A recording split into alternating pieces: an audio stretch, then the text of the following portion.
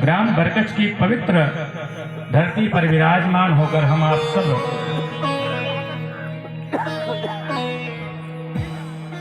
भगवान राम के उस दिव्य चरित्र का श्रवण करने के लिए एकीभूत हैं।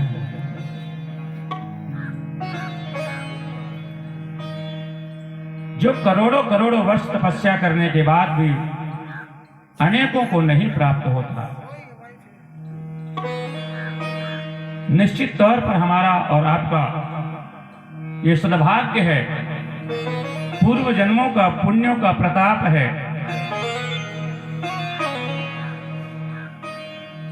कि हम आप सब यहां पर बैठकर और भगवान की अमृतमयी दिव्य कथा का रसपान कर रहे हैं। श्रीमद् भागवत के महात्म्य में कहते हैं सूत जी महाराज कि भाग्योदयेन बहुजन्म समर्जितेन शतंगमं च लभते पुरुषो यदा वै। करोड़ों जन्मों के पुण्यों का जब उदय होता है तब हम मनुष्य मात्र को ये भगवान की दिव्य अमृतमयी कथा पे आने का अवसर प्राप्त होता है। तो निश्चित तौर पर इस पंडाल पर विराजमान आप सब बड़भागी हैं। गांव में तो बहुत सारे लोग रहते हैं और बुलौआ भी बहुतों को मिला होगा, पर आएंगे वही जिन पर प्रभु की कृपा होगी। और नहीं तो बगल में बढ़िया ठंड का मौसम में कंबल तान के सो रहे होंगे। कथाएं तो होती रहती। महाराज जी भी वही हैं, कथा भी वही है, सुने थे। ये विचार आना स्वाभाविक है, कलयुग का प्रभाव है। और कलयुग अपने पूरे प्रभाव के साथ हमारे और आपके मनसा वाचा कर्मणा हर कार्य पर अपना प्रभाव छोड़ता है, इसमें कोई संदेह नहीं है। इसलिए आप इस पंडाल तक पहुंच पाए हैं, निश्चित तौर पर आप सौभाग्यशाली हैं, बड़भागी हैं। आज की दिव्य कथा हम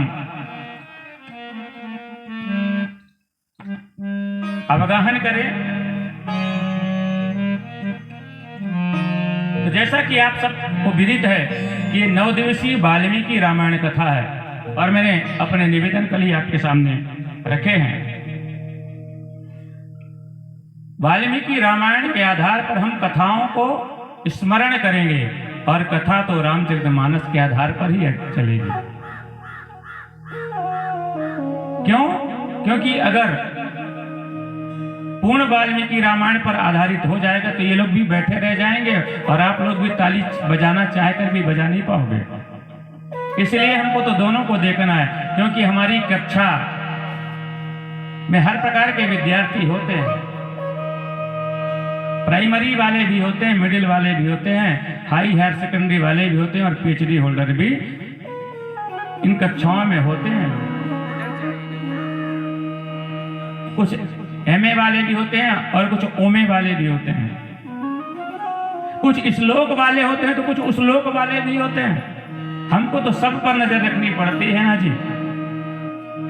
इसलिए वर्तमान परिस्थितियों को देखकर हम वाल्मीकि मुनि के चरणों पर अपनी प्रणति निवेदन करते हुए और बाबा तुलसी के चरणों पर अवगाहन करेंगे।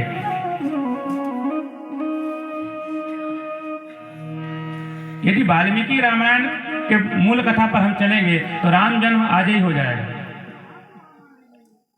और जो बाबा भोलेनाथ का विवाह हम देखना और उत्सव मनाना चाहते हैं, उस कथा के क्रम में है ही।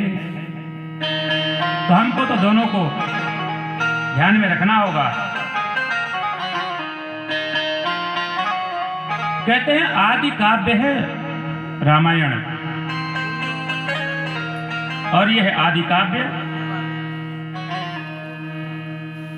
अद्भुत है।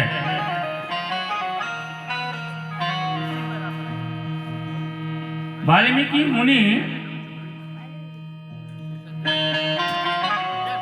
भगवान राम को जानते हुए भी एक बार संत नारद के पदार्पण होने पर नारद जी महाराज से वाल्मीकि मुनि पूछ बैठे, प्रश्न किया, हे ब्रह्मर्षि, हे देवर्षि, मैं आपके चरणों पर प्रणाम करता हूं। और सविधि पूजन किया नारद जी महाराज का और अपना निवेदन चरण में समर्पित करते हुए कहते हैं कि कौन अस्मिन् साम्प्रतं लोके गुणवान् कृष्ण वीर्यवान्। हे देवर्षि, अस्मिन् लोके को वीर्यवान सांप्रतम,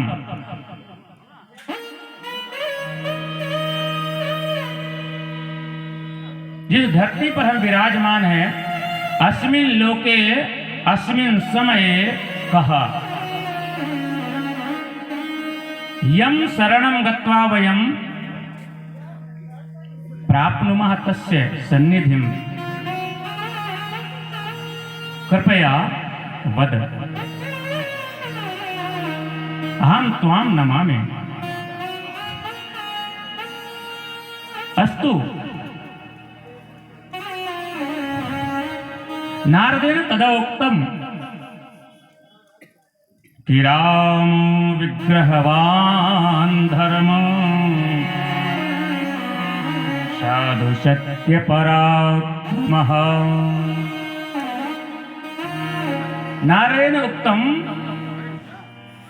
भो वाल्मीकिः अस्मिन् जगति एव स्थिता परब्रह्म परमात्मा स्वरूप धर्मस्य प्रतिमूर्तिः धर्मो रक्षति रक्षितः यद्वयं जानीमः तस्मिन् एकमे रामो विग्रहवान् धर्मः। उनका नाम राम है और उन राम के चरणों में हम अपनी प्रणति निवेदन करते हैं, बारंबार प्रणाम करते हैं कि रामाय राम भद्राय रामचंद्राय वेदसे रघुनाथाय नाथाय सीताया पतये नमः। सीता